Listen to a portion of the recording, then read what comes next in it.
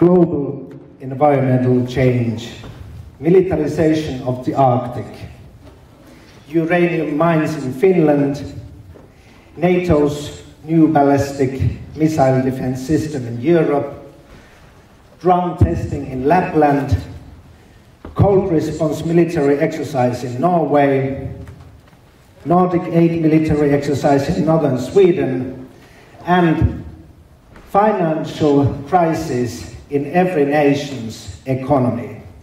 Dear Peace Congress participants, these are really huge weapons pointing at us.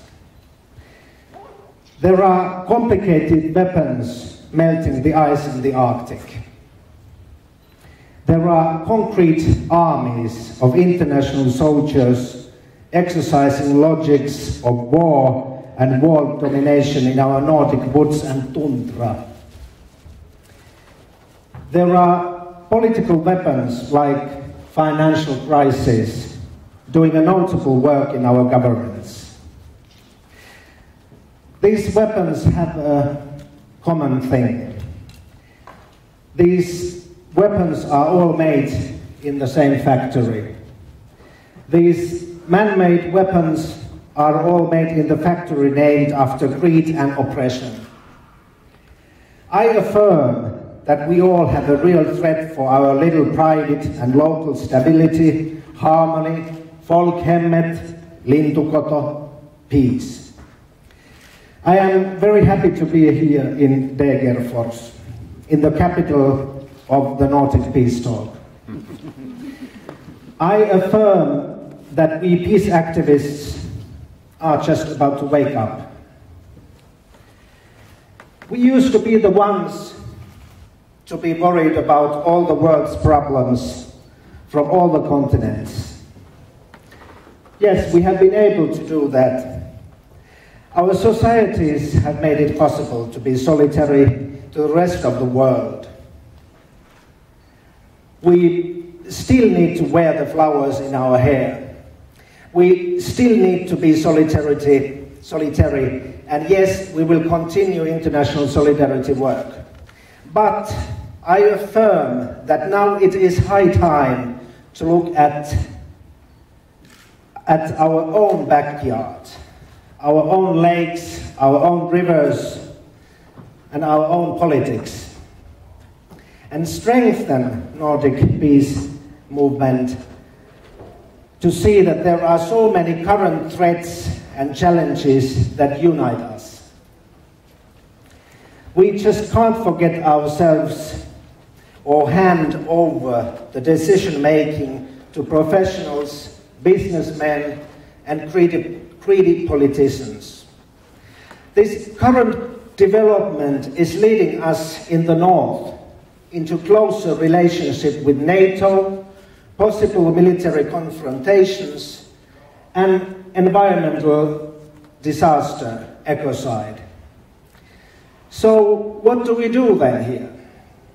How do we see the world? Where are our reactions here in the north, in the Arctic, in the stylish Napapiiri, here in the functionally designed Scandinavia? I ask, how happy can we really be in our modern welfare states if such weapons of mass destructions are aimed at us? Well, we were educated to say no to violence. A child can't be hit by a teacher. There should not be any fur farms in the north. Gender equality, multicultural rights, and same-sex marriages exist in our vocabulary for years. But what has happened to fred, rauha, peace? I think that before we really can fight back austerity politics, militarization, and the war in Syria, we have to face ourselves and overcome national apathy, apatia. Feeling that nothing can be done has to be overcome. Pessimism, the idea that there always be wars and misery, has to be opposed by a vision of hope. During the last 5 years, a great majority of Finnish people have said no to NATO in every poll made. It has been a clear message from the Finnish people to the decision makers. But our new president, Sauli Niinistö, said before his elections that if it was for him to decide, Finland was not to join NATO during his time as president. But 1 month after his election, he was already welcoming NATO in Chicago and welcoming the NATO's new strategy on ballistic missiles defense system in Europe. Not so wise from a president of a neighboring country to Russia. Dear friends, I wish to point here how much I admire the work and courage of Agneta Nordbergs and the International Anti-War Network. These concrete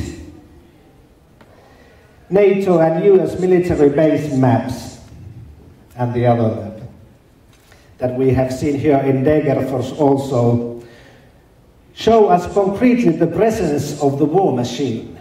And these maps and the ball are those concrete things that wake up people. When I think about Finnish peace movement, I see that the talks about peace have become short declarations against violation.